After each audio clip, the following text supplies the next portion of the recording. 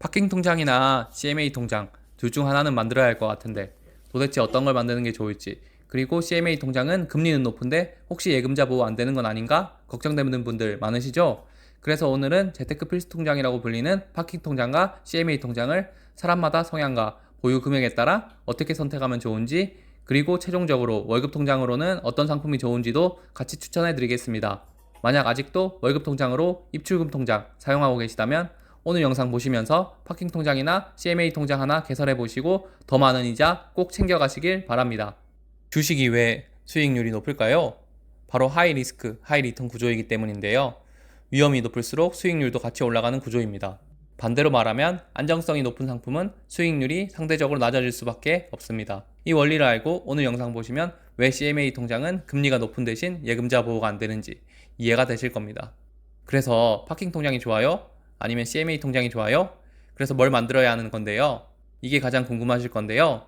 그러면 지금부터 2026년 5월 기준으로 괜찮은 파킹 통장과 CMA 통장 상품들만 빠르게 정리해 드리겠습니다. 먼저 파킹 통장인데요. 5위는 카카오뱅크의 쉐이프박스입니다. 사용성이 편하고 앱 편의성이 좋습니다. 단기 보관용으로 추천드립니다. 4위는 토스뱅크입니다. 매일 이자 확인이 가능하고 소비 관리가 편합니다. 3위는 OK저축은행의 짠테크 통장인데요. 50만원 이하의 효율이 좋은 고금리 상품입니다. 2위는 SBI의 사이다뱅크인데요. 목돈 보관에 유리하고 1금융권으로 안정성까지 갖추고 있습니다. 1위는 K뱅크의 플러스박스입니다. 금리도 높고 월급 통장으로 활용도 가능합니다. 1금융권입니다. 직장인이거나 월급 통장 교체용으로 가장 추천드립니다. 다음은 CMA 통장입니다. 5위는 미래에셋의 CMA RP 통장인데요. 네이버 페이 활용이 편리하고 투자 연동에 강점이 있습니다. 4위는 다올투자증권의 CMA 통장입니다. 금액 제한이 없고 투자 대기 자금용으로 괜찮습니다. 3위는 NH투자증권 발행어음형 CMA 통장입니다. 앱 사용성이 괜찮으며 금리는 2.05%입니다.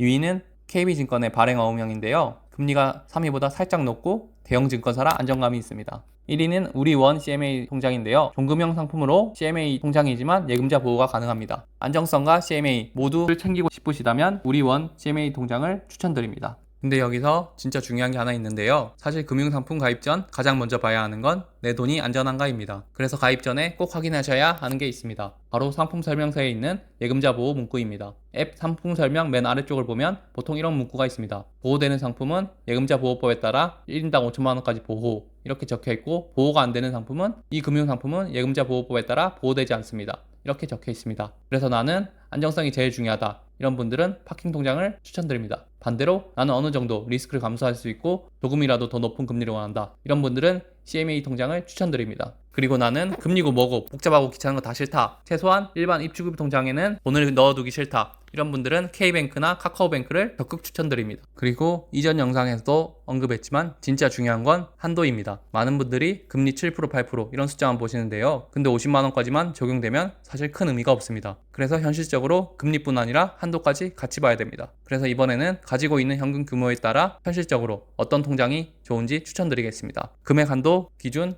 탑3입니다. 내가 50만원 이하 현금을 가지고 있다, OK저축은행을 사용하시는 걸 추천드립니다. 그리고 100만원에서 1000만원 정도 현금을 가지고 계시다, K뱅크나 토스를 추천드립니다. 그리고 목돈을 1000만원 이상 들고 계시다, SBI의 사이다뱅크 아니면 종금형 상품인 우리원 CMA 통장을 추천드립니다. 마지막으로 전체적인 걸 고려해서 계속 입출금 통장만 쓰실 수 없으니까 최소한 이 두 개 중 하나는 꼭 만드시라고 제가 두 가지 상품 추천드리겠습니다. 1위는 파킹 통장 중 K뱅크 통장입니다. 금리 면에서도 괜찮고 월급 통장 활용으로도 괜찮은 상품입니다. 전체적인 밸런스가 가장 좋다고 말씀드립니다. 그리고 2위는 CMA 상품 중 우리원 CMA 상품입니다. 예금자 보호가 가능하고 높은 금리를 챙길 수 있습니다. 마지막으로 제가 오늘 이 영상을 찍게 된 이유가 있습니다. 사실 저도 예전에는 월급 들어오면 그냥 입출금 통장에 돈 넣어두고 살았는데요. 근데 어느 순간 보니까 그 돈이 너무 아깝더라고요.